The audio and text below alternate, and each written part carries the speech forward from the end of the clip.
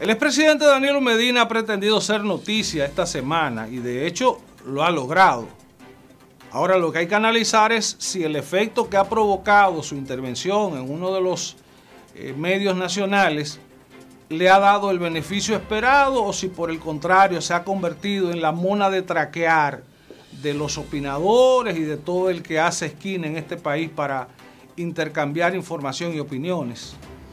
El hecho es que Danilo Medina ha querido contar su versión de la llamada de Pompeo, aquella llamada célebre del entonces secretario de Estado de los Estados Unidos, que enterado de los movimientos que estaba haciendo el gobierno dominicano de promover una reelección inconstitucional de parte del gobernante de entonces Danilo Medina, hizo una llamada saludable para la democracia dominicana. Ya usted agota 2 periodos, su constitución le prohíbe repostularse nueva vez y lo mejor que usted puede hacer es dejar eso ahí y tratarse el tema de una posible reforma a la Constitución después de las elecciones. En eso consistió la llamada de Pompeo. Ahora, Danilo Medina ha pretendido negar que en sus adentros existía la intención y el deseo de continuar por un tercer periodo. Danilo Medina ha querido también disfrazar la idea de que él es el autor del proyecto de imposición como candidato del penco que él mismo creó entonces o denominó a Gonzalo Castillo, que era su funcionario estrella en obras públicas. O sea que había todo un proyecto encarnado en la figura del entonces presidente Danilo Medina, con una continuación proyectada a través de un penco candidato que él creó y que tuvo un desempeño mediocre en las elecciones del 2020. El hecho es que ahora vean cómo le responde uno de quienes, que fuera de sus cercanos funcionarios, Carlos Amarante Barret, diciéndole literal, mentiroso al presidente Medina. Usted está diciendo una cosa, pero usted nos utilizó. Usted mandó 6, 7 aspirantes presidenciales, entre los que estaba Francisco Domínguez Brito, entre los que estaba Carlos Amarante Barret. De la lista el que no estaba era precisamente Gonzalo Castillo. Pero también al mismo tiempo era el presidente Danilo Medina que mandaba grupos a las calles a vociferar a favor de la reelección. Crearon una atmósfera de que Danilo Medina debía continuar en la presidencia porque era su deseo igualar la marca de Leonel Fernández. Leonel Fernández gobernó 12 años, Danilo Medina gobernó 8. Él quería 12 también, porque su referente inmediato era Leonel Fernández y después Balaguer, que gobernó 22 años. Es la idea del continuismo de nuestros caudillos, de gente que entra quizás con buenas intenciones a un gobierno, pero después en el camino, en la correntía política se daña. Están atrapados en la idea de la continuidad. Y Danilo Medina, que llegó con ayuda de Leonel Fernández al gobierno en el 2012, después se propuso enterrar políticamente a Leonel. Y comenzó cuando dijo que tenía un maletín lleno de facturas, que Leonel Fernández había dejado un hoyo fiscal de 207.000 millones de pesos. Ahí comenzó la intención de Danilo Medina de hundir a Leonel Fernández. En el 16, cuando se utilizó como recurso de propaganda la aparición de un personaje funesto en este país, Quirino Ernesto Paulino Castillo, bueno, pues fue para hundir más a Leonel Fernández.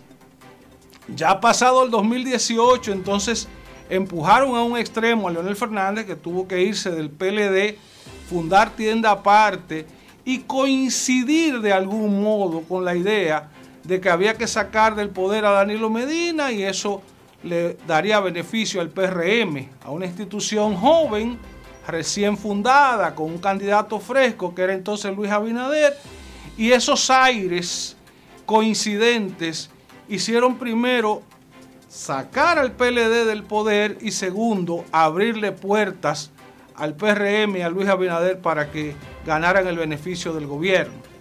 De modo que hay que saber bien contar la historia, porque a veces usted cree que si lo digo yo, me van a creer. La llamada de Pompeo destruyó el proyecto reeleccionista que tenía para el 2020 Danilo Medina. La llamada de Pompeo abrió puertas de coincidencia entre la naciente Fuerza del Pueblo y el PRM hoy gobernante. La llamada de Pompeo hizo que Danilo Medina tuviera que improvisar con un candidato que él mismo estigmatizó con el mote de El Penco. De modo que el pueblo que no tiene memoria es el que podría creer ese cuento que recién acaba de hacer Danilo Medina, hablando de aquella inocencia, aquel desinterés que él tenía por continuar siendo gobernante más allá del 2020 y aquel deseo de que una nueva generación de políticos se proyectara a través del PLD. Lo más probable, y quizás ahí estoy coincidiendo con gente que favorece a Abel Martínez y no a Francisco Javier, es que en este momento quien más ejerce un peso negativo en contra del futuro político del Partido de la Liberación Dominicana es el propio Danilo Medina. Y lo dejo hasta ahí.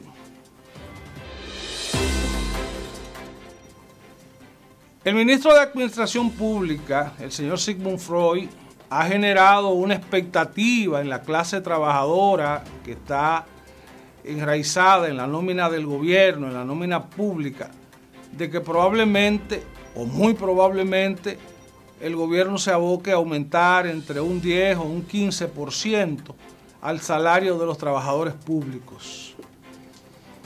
Y parece que Sigmund Freud está jugando al desconocimiento de que para que se produzca un aumento en la nómina del Estado, esto tiene que estar contemplado en el presupuesto general del Estado.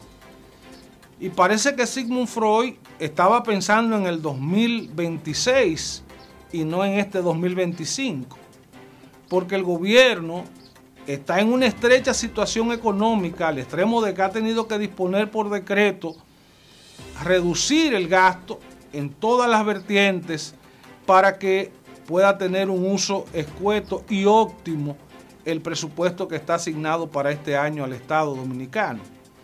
El hecho es de que esa expectativa que ha generado mucha emoción entre la gente que trabaja para los ministerios, imagínese usted un bombero de un ayuntamiento cuánto gana, un conserje de una escuela cuánto gana, y venir el ministro de Administración Pública a decirle a la gente que pronto va a haber un aumento de sueldo. ¿Y de dónde lo va a sacar el gobierno? ¿De qué presupuesto va a partir el gobierno para generarle un aumento de salarios a cientos de miles de personas? Yo creo que lo que en principio generó una emoción positiva, más temprano que tarde se va a convertir en un desencanto de mucha gente que siente el peso de la inflación y que sabe que también es justo, así como se habrá de aplicar un aumento a nivel del sector privado, que también en lo público se produzca un ajuste salarial.